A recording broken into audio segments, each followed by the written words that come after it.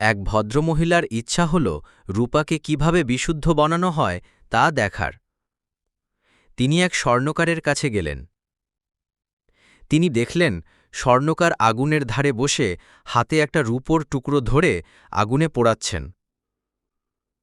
স্বর্ণকার বললেন, রূপোকে সম্পূর্ণরূপে বিশুদ্ধ করতে হলে এটাকে আগুনের মাঝখানে, যেখানে শিখার তাপ সবচেয়ে বেশি, সেখানে ধরে থাকতে হয়। ভদ্রমহিলা বললেন, তার মানে যতক্ষণ না রূপা বিশুদ্ধ হচ্ছে ততক্ষণ আপনাকে আগুনের সামনে বসে থাকতে হয়? অবশ্যই, স্বর্ণকার বললেন। শুধুমাত্র আগুনের সামনে বসে থাকলেই চলবে না, সারাক্ষণ রূপার দিকে চেয়ে থাকতে হবে।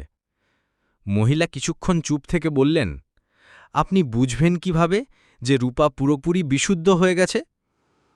স্বর্ণকার হেসে বললেন, এটা সহজ ব্যাপার। যখন আমি আমার মুখের প্রতিবিম্ব রূপার মধ্যে দেখতে পাব, তখনই বুঝব রূপা বিশুদ্ধ হয়ে গেছে।